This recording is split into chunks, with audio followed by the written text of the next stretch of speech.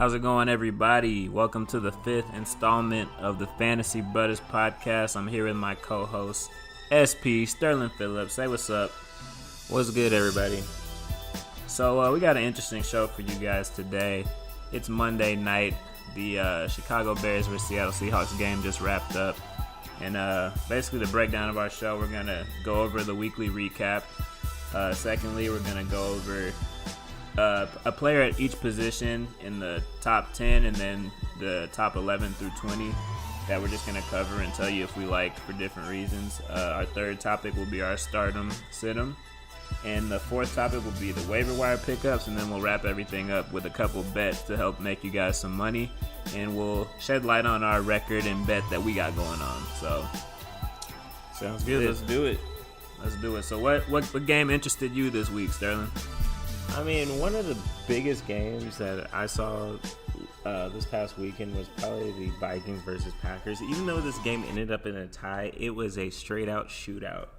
I mean, Kirk Cousins ended up with over 400 yards passing with 4 touchdowns. Adam Thielen and Stephon Diggs just could not be stopped. Thielen had 12 receptions for 131 yards and a touchdown, respectively. And Stephon Diggs, 9 receptions, 128 yards with 2 touchdowns. I guess the Vikings did a great job, and they're getting their money's worth with Cousins. They should have won this game. Carlson, no longer a Viking.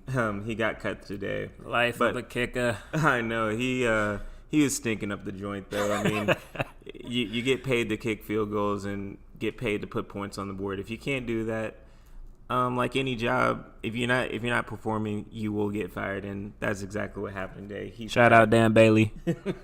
I know Dan Bailey. He got picked up real quick off waivers, right? Right. You know, the Pack. I think the Pack showed a little. They actually scored a lot on. I think they had 1 defensive touchdown, and their defense actually looked pretty good, barring that they gave up over 400 yards passing. They were pretty good against the run, and I know Rodgers is playing on that bum knee, but still managed to have a decent game. Had almost 300 yards passing with a touchdown. I like what I saw from Jimmy Graham. You know, it looks like him and Rodgers are building some type of rapport there in Green Bay, and you know, I like to see what's more to come, pretty much. So that game really interests me. I mean, it was a great weekend of fantasy football. You know, I'm just gonna shed some light on how my teams are faring. I went, I think 6-1 this past week. It was a lot better than going 4-3 last week. So I'm excited. Take it one week at a time. Continue just listening, Fantasy Brothers. We're gonna get you to the playoffs. I promise you that. What game interests you, Spence? So the game that interested me the most, I'm kind of biased because I'm out here in these Kansas streets, but it's the Kansas City versus Pittsburgh game. I was skeptical about Mahomes. I was like, man, why'd they get rid of Alex Smith? That's the story of his life. He was doing good, blah, blah, blah. This kid Mahomes, the truth, man. Threw for 6 touchdowns, 23 from 28 for 326 yards, and played amazing, man. And Ben Roethlisberger played well as well, but Kansas City jumped out to a 21-point lead in the first quarter. They had to throw the ball every play, basically. And Ben Roethlisberger ended up throwing the ball 60 times. But what the highlight of the game was for me was Travis Kelce having his comeback after his, I think it was 1 reception for 6 yards first game. Like fantasy owners were like, oh, shit, what's about to happen, blah, blah, blah. He responds with a 7 reception, 109-yard, 2-touchdown game. And the balance was there with Kareem Hunt rushing the ball 18 times for 75 yards. On the opposite end, I know the Pittsburgh was forced to pass the ball a lot, but man, I can't help but say that they're missing Bell. Connor had his 8 carries for 17 yards and a touch, but other than that, that was about it, carrying the ball. And I know Antonio Brown is not very happy, man. You could see his body language on the sideline, and I think he got into it with a coach even at one point. And, I mean, he only had 9 receptions for 67 yards. It's looking like Juju was the best receiver the past 2 games. But I look for him to bounce back. So that was a game that interested me. He's going to tear it up week 3. Yeah, and that's we'll save that for a later segment. He's one of my guys for a later segment. But as far as my fantasy goes, this was a rougher week for me. I think I went like 3-4, and so I lost a couple of nail biters. Lost within like 2-3 points in about all the leagues I lost in, and that's how fantasy goes. But just stay the course and don't jump ship on your team just because you lose the first 2 weeks. Like, unless your team's trash and it is, then maybe start making some trades. But have confidence in your team. It's a long year, so definitely. So anyway. another game that really stood out to me was the Panthers versus the Falcons. After the week 1 stinker that Matt Ryan put up, he bounced back in a big way. Not only doing it through the air, but getting it done on the ground. Can you believe that? On the ground, he had 2 rushing touchdowns, four rushes for 18 yards and 2 scores. He was actually spreading the ball around and not zeroing in on one target, aka Julio Jones. Austin Hooper, 5 receptions, almost 60 yards and a touchdown. And the Ridley, who they spent a first-round pick on this year, 4 receptions, 64 yards, and a touchdown. I mean, he looked very impressive. The offense looked impressive. Tevin Coleman, being the legit 3-down back for the Falcons, looked very impressive. I mean, he was very hard to bring down. The offense was clicking. The defense was clicking. It was just a great game for the Falcons. With that being said, Cam Newton had a great game himself. He had over 300 yards passing with 3 touchdowns. He just kind of reverted to what Matt Ryan was getting in trouble with in week 1, where he was just zoning in on one guy, and that was McCaffrey. When your running back has 14 receptions on 15 targets, that is, that's zeroing in on one guy. And granted, McCaffrey's a beast. He had 14 receptions for 102 yards, but to win in this league, you gotta utilize all the weapons you have. You gotta spread the ball around, because when you become predictable, these NFL defenses adjust. They make adjustments and they try to stop exactly what you're doing. So it was a nail biter. It came down to a few plays, but obviously the Falcons pulled it out. I look for both of these teams to be great going forward. They have very explosive offenses with a ton of weapons. It's if you have any of these guys on any of these teams, you're starting a McCaffrey, a Newton, even a Funchess at flex. The game per se was just it was a great game to watch. For sure. I mean, my second game that caught my attention was the Ravens versus Bengals, because Andy Dalton looked damn good. I mean, he threw the ball 42 times, 24 completions out of that for 265 yards and 4 touchdowns. And A.J. Green was just a red zone machine with 3 of those touchdowns on 5 catches. And the highlight of the game to me was probably the Boyd kid, because he kind of had Tyler Boyd. He's been having like a rough. I think this is his 3rd year. He's had a rough first 2 years, and he was a highly regarded player. It's nice to see him have a big game. He had 6 receptions for 91 yards and 1 touchdown. And the Bengals are off to a 2-0 start. I mean, I'm pretty sure they're number one. Yeah, they're number 1 in their division right now. And because the Steelers, Ravens, and Browns, I mean, yeah, Bengals are playoff bound. I never thought I'd say that. And I mean, that was against the stout Ravens defense that Andy Dalton kind of shredded up. And their defense came to play too, picking off Joe Flacco twice and keeping the ground game in check. So I'm actually very impressed with the Bengals. I don't like Joe Mixon getting hurt. It does seem to be like a minor injury, but they do have a competent back in Giovanni Bernard. And he's a PPR monster, so he's a RB2 this next week, maybe week or 2, with Joe Mixon going to be out. And then I think they drafted a kid, Mark Walton. We'll see what he can do this next Sunday. But watch out for the Bengals, man. They got a test coming up. I forgot who they play this upcoming week. They play Carolina at home at Carolina this upcoming week, and so that'll be a pretty big test. That's gonna be a tough one. So we'll see. But that game caught my eye. Just to piggyback on the Bengals, Tyler Boyd is looking like the clear-cut number 2 receiver. I know, they drafted John Ross a few years back, and a lot of people were saying John Ross, from a fantasy perspective, and John Ross has yet to make a splash. So I like what I see from Tyler Boyd. I like what I see from the Bengals, but we all know the Bengals. They start off hot and then they'll fizzle out. So, and especially with Andy Dalton, he's he kind of has that Jekyll and Hyde mentality. Sometimes he looks like he'd be in the MVP running, and then sometimes you're wondering why he's on a professional team. So, well, can I just say that Marvin Lewis is no longer on the hot seat. He's sitting on lava. I mean, this guy, if he doesn't get this team to the playoffs, I think he's gone. Oh, yeah, for sure. I thought they restructured his deal, thoo. Did they? Because hopefully it has a clause that he can be fired at any time, because it's past hot seat. It's boiling. It's lava. Yeah. Anyways. Yeah, let's get into these rankings. Yeah, for sure. Yeah, let's get into these rankings. So, week 3 rankings. We're going to start off with our top 10 quarterbacks for week 3. And then we're going to go into our 11 through 20 quarterback rankings for week 3. So I'll start things off. A guy that I'm very high on, he's coming in at number 8 on the list, and making his start of the season is Carson Wentz. The Eagles offense has looked decent with Foles at the helm, and we all knew this. I mean, they won a Super Bowl without Wentz, but with Wentz they're even more deadly.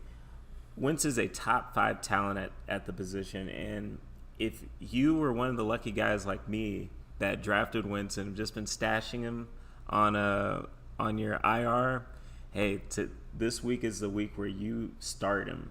I'm not going to sit here and say that he's going to throw for 400 yards and three or four touchdowns, but I think he's going to have a solid game. I see anywhere between 250 and 300 yards passing with a few touchdowns. I do not expect him to be just running for first downs like you saw him did last season. So I'm going to scale back the rushing yards to maybe 10, but that's to be expected. This is their franchise quarterback, and they don't want him to get hurt. But who's your guy in the top 10, Spence? So I almost took the bait with our number 1 guy, Ben Roethlisberger, and it's hard to ignore what he did this past week and who he's playing. He's playing the Bucks. They'll put up some points. They're going to ask the Steelers to throw the ball a lot, and I think Antonio Brown has a coming out party, but I'm not going to put my faith in Big Ben on the road. I just refuse until I see otherwise. So for my number 3, I'm going with the number 3 guy on our list, who's Kirk Cousins. I mean, Kirk is exactly what the Vikings paid for. I mean, to give his team a chance to win in a game that they should have won, I mean, to watch that was amazing. I think he had over 400 yards passing and 3 touchdowns that game, and he plays a very susceptible Bills team. The only risk with Kirk is that they might get out to too big of a lead and they stop throwing the ball, and he just fades into handing it off to Dalvin Cook and bleeding the clock. But I'm really high on Kirk Cousins this week and for the season, so play him with confidence.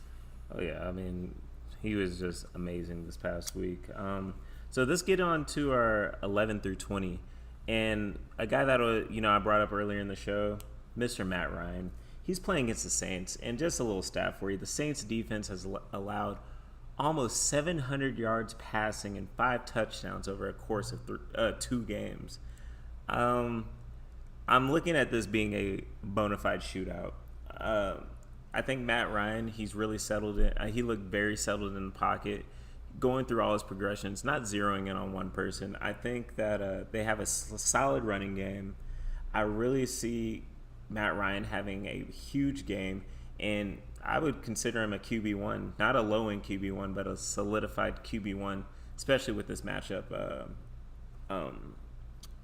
in New Orleans. So we'll just have to see. Not just have to see, but just wait and see what Matt Ryan's going to do. But I expect big things. I think he's going to really just light it up. So that's my pick in the 11 through 20. For sure. My guy's actually Matthew Stafford. And Ooh, against the Pats. Against the Pats. I mean, the Pats showed that points can be put up against them. I mean, I think that Matthew Stafford's a better quarterback than Bortles, and that Jacksonville offense put up 31 points on them without Fournette. I mean, so I think that they're pretty susceptible. You got Matt Patricia used to coach with the Pats. I think they got a little added motivation starting off 0-2, I guess the game's in Detroit, but playing a familiar foe with Matt Patricia, I think he gets them boys hype. They come out and play, and I like to see Stafford, go for over 300 yards and a few touches, 2 or 3, and have a solid game. So that's my pick out of the 11 through 20 rankings. Oh yeah, so let's get to our running backs, and I'm gonna start things off. Running back, I really like 1 through 10. Of course, it would be easy to say Todd Gurley or Alvin Kamara or even Zeke. Of course, those guys are perennial starters. You're gonna start them every week. But a guy that I really like this week, and he has a very favorable matchup, and it's against the Bills, and it's Dalvin Cook. I think Dalvin Cook has yet to reach the end zone in the first 2 games, and I think that changes in week 3, and he's really going to be getting it going. The last few weeks, they've been airing it out, and they haven't been really focusing on the run game, but I think that's going to change, especially in a game where they're going to be up big, and they're going to be trying to just milk the clock away. And I think Dalvin Cook's going to get plenty of touches before this is, just a salt away game, and they have the reserves in. So look for Dalvin Cook to, not only be utilized in the rushing game, but in the pass game as well. And I think he's going to have one of those big weeks. Okay. I know you were just hating on picking someone in the top 3, but I'm going to do it anyways. I'm going with Alvin Kamara, and I'm doing it because I think he's going to be not only the top 3 or 5, whatever his rank is. I think he's going to be the number 1 running back in week 3. Oh, over Gurley. Yes, I think Alvin Kamara is going to have a second coming out party this week. I don't think that any linebacker on the Falcons can match up with him. They losing Deion Jones, Keanu Neal's a safety, but he comes up and is all up in the mix. I just think that Kamara is going to exploit those mismatches, run the ball through the tackles effectively, and catch a bunch of passes. So mark my words, he'll be the number 1 running back for week 3 from a fantasy perspective in PPR. So that's my guy. Okay, not a bad pick. Of course, you can't go wrong with Kamara. Like I said, he's very nice. So in 11 through 20, I really am high on Giovanni Bernard. He's going to get his first start of the season, and we saw what he did last year. I mean, this guy was a top 10 back when Mixon was out. I mean, he was just toting that bitch like his job depended on it. The Panthers gave up over 100 yards rushing to Tevin Coleman. Coleman had just over 120 yards of total from yards from scrimmage, and I think Giovanni has a chance to not only match that but top that and hopefully find the end zone. So I'm very high on Giovanni Bernard. If he's on your waiver wire, definitely go scoop him up. Most of the time, in most leagues that I'm in, Giovanni is not available, but in smaller leagues like 8 to 10 team leagues, he might be on your waiver wire, and he is definitely worth an ad. So I really like Giovanni Bernard. Expect him to get about 15 to 20 touches, whether it's rushing the ball or in the pass game. And, hopefully you can reap the benefits of if you either have him stashed on your team or you can pick him up on waivers. For sure. My 11 through 20 guy is a guy I've been high on since the beginning of the season. And he comes from a surprise 2-0 team, and that's the Miami Dolphins. I'm rolling with Kenyon Drake.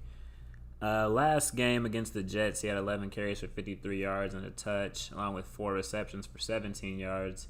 And they're kind of easing him in. They still have guys like Frank Gore.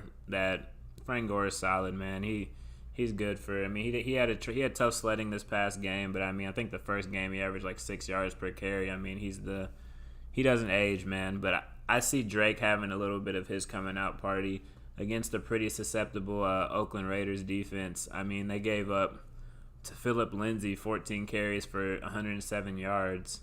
And, I mean, I could see Kenyon Drake getting a little loose this game. And so that's my guy. I could see him as a top 10 PPR guy this week.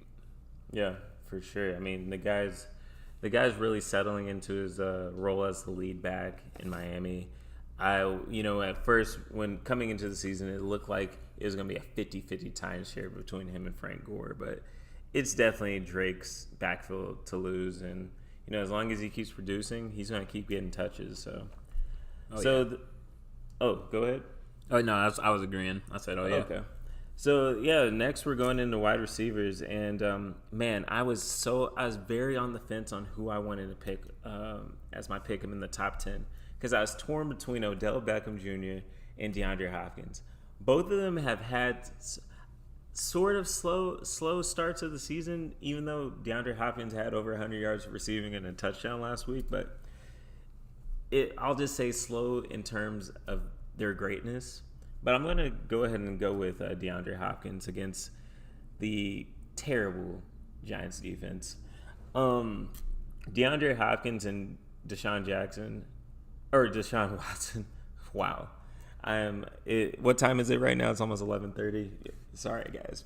So, DeAndre Hopkins, I feel like they're trying to get on the same page, and Watson literally only has him and Fuller to throw to. It looks like they're going to be playing from behind. I don't know about in this game per se, because the Giants are pretty awful, but I think this is going to be another shootout. Not a lot of defense being played, but the quarterbacks are going to be lighting it up in this game as well. I expect Hopkins. I'm predicting over 150 yards and possibly, I'll just say a touchdown and a half. I know if ESPN kind of halves the touchdowns, but I think he has a chance to have a multi-touchdown game this week. If you had DeAndre Hopkins, of course you're starting him without a doubt. But I just think that he's, if you play daily fantasy or, somehow just have a stacked team, plug in DeAndre Hopkins and reap the benefits for sure. For sure. Well, I mean, dude, you know what these great receivers, they like to ease them in through the year. It's like you gotta rev the engine a little bit. You gotta get them rolling smooth. And so I look for Odell and Hopkins and guys like that to be just killing shit by week 4. But I mean, with that being said, I think my guy is Antonio Brown. I think he has his statement game, his first statement game of the year this year. I could see him having multiple touchdowns and over 100 yards receiving with like 10 receptions. PPR monster. So after his little rumblings and looking a little agitated and even having his tweet saying, well, trade me then, to a disgruntled fan or whoever it was, I see Antonio responding and having a big game. So, he always does. I mean, always. Same thing happened last year. Steelers were kind of struggling. He wasn't getting the ball. It's almost like the squeaky wheel gets the oil, and right now he's squeaking. So the Steelers paid him. He's going to get that oil, I promise you. So I expect big things Le'Veon Bell ain't getting that oil, though. Hey, that's another story, man. That's another story. I'm just going to be honest. That's another story. But, man, another time. Another guy, a guy in the top 11 through 20 I'm very high on this week, Jarvis motherfucking Landry. I mean, we're talking about a target monster, PPR machine. He kind of had an off game against the Saints, going against Marshawn Lattimore, but I expect him to bounce back with against the Jets. I think the Jets, they allowed over 360 yards passing and 2 touchdowns to opposing receivers so far, and I think things aren't going to change. The secondary has gotten better, but it's still struggling. I think as long as Tyrod and Jarvis can get on the same page early, I expect a big game from Jarvis Landry, and I expect him to put up a lot of points, especially in a PPR format league. So that's my guy at 11 through 20. For sure. My guy is Devontae Adams. And, just for the same reason. Even against Mr. Norman? Oh, yeah. We ain't scared of no Josh Norman. Dude, I think, we ain't scared of no Josh Norman. Man, Devontae Adams, he's one of those guys that can just explode, get you three touchdowns. I'm not saying he gets that, but I see him getting a touch and over 100 yards receiving. Josh Norman or not, they got that bad man Aaron Rodgers, and someone's going to score the touchdowns, and I think Adams is going to have at least one. So roll with Adams with confidence. Yeah, Adams has been a beast so far, so I would not expect anything less, but Josh Norman is there and he is a problem, so we'll just have to see what happens. And going into our next, we're going to wrap things up with our player rankings with tight ends, and I'm going to keep things with the packs going. My top 10, my favorite guy in the top 10 this week is Mr. Jimmy Graham. I mean, Jimmy Graham showed out this past week, really had himself a solid game, almost had himself 100 yards receiving, had 95 receiving yards with 6 receptions. I think he finds the end zone this week. I really do. We knew coming into the season, him and Aaron Rodgers was going to be a problem, and I think the more games that they play together, the more Aaron's going to start trusting Jimmy. So I expect big things from Mr. Graham. Yeah, and I expect big things from Travis Kelce once again. Yeah, that's your boy. That's my guy, man. And just to see how Mahomes kind of looks like they worked on that connection, they grew that connection, and the ball was everywhere Travis needed it to be. And I see him having another big game, even though San Francisco might be a little tougher on tight end since they got a nice one with Kittle, so they get a little extra practice guarding a guy like Kelce every day. But Travis Kelce. I think he's going to have a big week again. Yeah, for sure. And this is in my top 11 through 20. This guy is kind of a fly. I mean, he's had a very, very nice start of the season. But it's Mr. Eric Ebron. Andrew Luck is probably the best thing that's ever happened to Eric Ebron's life. I mean, signing with the Colts and getting to play with a quarterback that loves throwing to the tight ends is a match made in heaven for Eric Ebron. He plays against the Eagles, and the reason why I'm picking Eric Ebron is because the corners for the Eagles are going to make life tough for the wide receivers for the Colts, and that means Eric Ebron's going to be matched up with linebackers, matched up with safeties, and I think he's in line for a big game. I see him at least getting a touchdown and at least over 50 yards receiving, and maybe even more than that. But he's my guy, and if you had to choose between, say Jared Cook or Trey Burton, Evan Ingram, I would actually go with Eric Ebron this coming week, personally. So you heard it here first from Fantasy Brothers. Start Eric Ebron. Yeah, I love Ebron. I picked him up in a lot of leagues, but this guy has been doubted since week 1, and I was always a believer. But people were like, "Nah, Cameron Brate, man." Oh, Cameron Brate has he even caught a pass? I have no idea, and that's why I'm going with O.J. Howard. Oh, the guy had his big splash play like he always can do. I think it was a 75-yard touch, and had 3 receptions for 96 yards. It was a little quiet after that, but still, man, they play in the Steelers. I feel like a lot of points are going to be put up. If he doesn't get a nice touchdown, he should have a pretty good yardage total with a few receptions. So I like O.J. Howard a lot this week, just based on how I think the game flow is going to go. Yeah, for sure. So with it, yeah, so just moving on to the next topic, we're going to go into our stardom sit-em, right? Stardom sit-em. So we're going to make this quick. Two guys, we're going to cover a few guys that we really like, and then we're going to cover some guys that we think need to sit their ass on the bench. Yeah. So my first guy is Mr. Corey Clement. I've been high on this guy since the beginning of the season, and I truly feel like if Jay Ajayi or Darren Sproles is either one unable to go or they're going to be limited in this up and coming game, Corey Clement is a instant plug-in. This past week he had six rushes for 30 yards and a touchdown, and also added 5 receptions for 55 yards in the receiving game. Carson Wentz loves this guy. I mean, we saw in the Super Bowl. I mean, he was borderline MVP of the Super Bowl. They believe in this kid, and I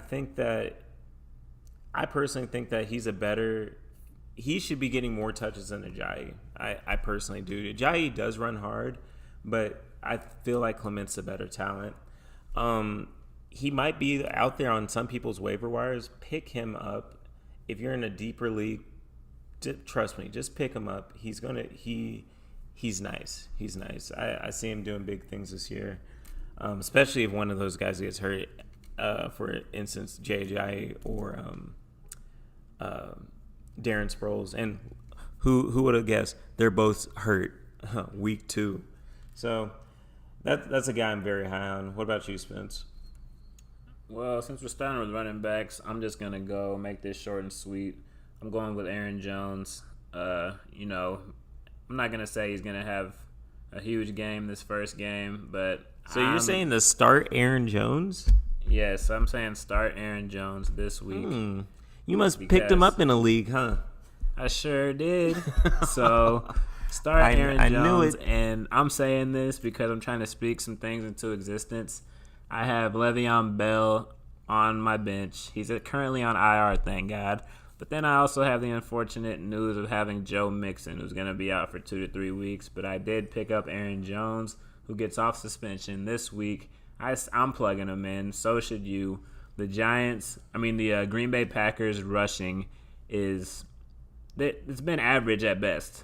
Yeah. And they're gonna need some spark. They're gonna give some touches to Aaron Jones. Last time he was on the field, he averaged 5.5 yards per carry and had 200-yard rushing games as a rookie. I don't see any reason why he's not gonna improve and be a better player this year. So I'm gonna start him. And he might not have the biggest game this week, but he'll definitely be the starting running back in Green Bay. But I'm starting him. And I'm gonna go over the guys I'm gonna sit relatively quickly. Chris Carson, LaShawn McCoy. Chris Carson, I think his job got took. Did he get hurt, or did his job just get taken from him by Rashad Penny? I don't even think there was Chris Carson was actually playing in the second half. I think they just went straight Rashad Penny and CJ Postas. Yeah, they said you are the weakest link. Goodbye. He's gone. He's gone. So another guy, LaShawn McCoy, he's battling through a rib injury. He might try to give it a go, but against that stout Vikings defense, I would just leave it alone. If you have any viable options at running back, plug them in. If not, you might have to just roll the dice, but I don't see LaShawn McCoy just having an amazing game. That's my personal opinion. I would just wait to see this one out and see how those ribs are, because, being an NFL player, he actually fractured his ribs. That's a very tough injury, because you're just taking a pounding as a running back. Every play you get the ball, so I would stay away from McCoy this week for sure. For sure. Well, my second start guy, I'm gonna go over this real quick, was Matt Breida. He finally had that breakout game that he needed. 11 carries for 138 yards and a touch, and then he's the best. He's the best back in the backfield, and I think he's gonna get more opportunities because of that. Going into my sit guys, I'm rolling with Dion Lewis. You got to sit him. He had a rough week this past week. I think it was mostly just a game plan thing. They got up by 2 touchdowns and started rolling with Derrick Henry and playing clock control, and that's just going to happen some games. But they play the Jacksonville Jaguars this week, and I don't see it getting much easier for them. And then my second sit guy is Adrian Peterson. He had that first game that was amazing. Kind of came back down to earth second game. Wow, I think that's so surprising. Didn't that happen? Last year. Exactly, and I'm just saying this is nothing new. I'm saying he had a good first game, came back down to earth his second game. I think he's going to the depths of hell his third game, because he's playing the Chicago Bears defense, and at home or away, I don't know what you saw tonight, but they made Russ Wilson look like a varsity quarterback, man, and it was bad. So I don't see that getting much. I don't see that being good for AP. Let's get into receiver. Go into waiver wire pickups. So if in most fantasy leagues, you have a waiver wire, and we're gonna just recap just a few guys that if they're on your waiver wires, put in a bid, especially if you're in an auction waiver wire, put in a large bid for these guys, because I think going forward, they will be able to contribute on your team for these coming weeks. The first guy that I have on my list is Mr. Antonio Callaway. With the departure of Josh Gordon, he gets an immediate boost in value. We're talking about a big play threat outside of Landry. I know Higgins actually got a lot of receptions last game, but I think as a big play guy, Mr. Antonio Callaway is that guy, and I think that as the more rapport that him and Tyrod build, I really see Callaway, being pretty nice towards the middle to the end of the season. He had 3 receptions this past week for 81 yards and a touchdown. Just take a gamble on him. I think that especially in deeper leagues, you can't go wrong with him. And we'll just wait to see what happens there in Cleveland. Who's your top waiver guy? My top waiver guy, just depending. I mean, it depends. Waiver pickups always depend on what you need, right? But I'm really high on Will Dissly.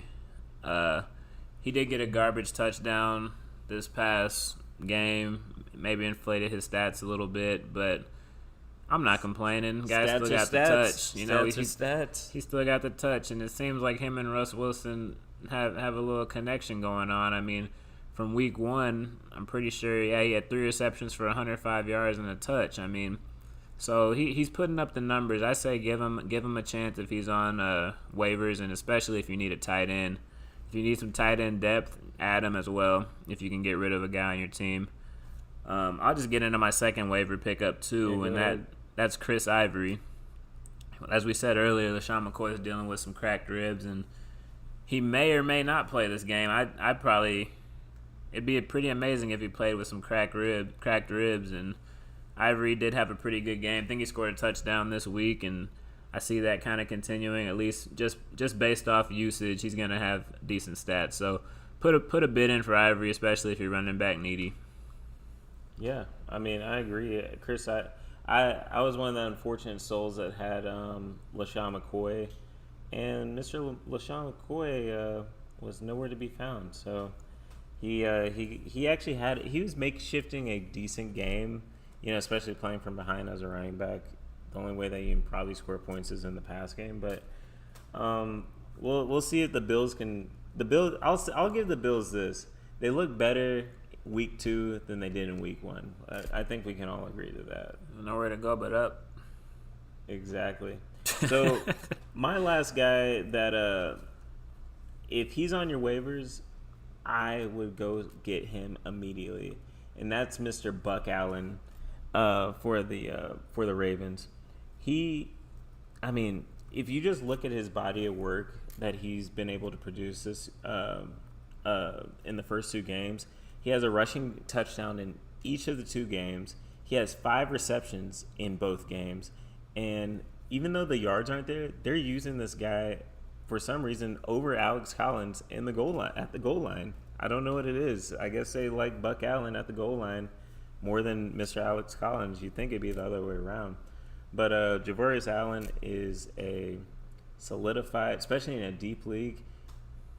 I mean, he's a solidified flex play these coming weeks, and if you can go out and get him because you'll be able to reap the benefits and hopefully continue to get some dubs in your fantasy league.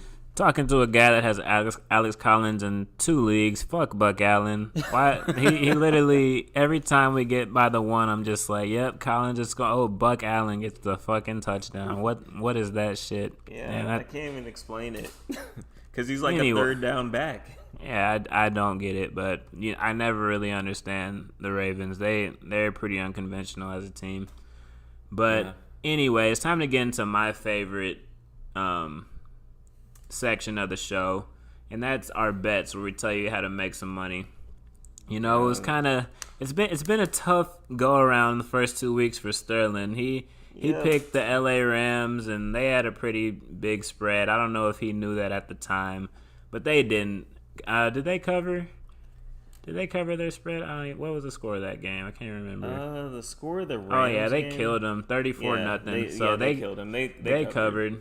And then you picked the Ravens at -1. I lost on the other They ones. lost, Yeah, and I then the lost Vikings the other ones. -7. You lost that. So that you were 1-2, puts you at 2-4 total. I picked the Chargers, and did they win? Did they get that? They were -7.5. Yeah, they got that. I picked the Giants, who lost. They were +3 and lost by 7, and I picked the Panthers, who were +5. And I don't believe that they covered. Yeah, they lost by 7 to the Falcons, so I went 1-2 this week. So right now you're 4-2. I'm 2-4. Correct. No, right now I'm 3-3. You're 2-4. Okay. I thought I was a little more. I was a little more down. All right. I'm only a game back. So let's get it. So who are your picks for this week? So I'll get into my picks right now. I am picking the Panthers versus the Bengals. The Panthers are -3. I believe that game's at home. I just see the Panthers rebounding from a loss at home, and I think that the Bengals are a little weakened right now, especially not having Joe Mixon. I know Bernard's a capable back, but Mixon's the better back. You're going to be a worse team without him. So I see the Panthers winning -3 versus the Bengals. My second game is I'm actually taking the Chargers +7 versus the Rams. This is a tough game because the Rams are arguably the best team in the NFL.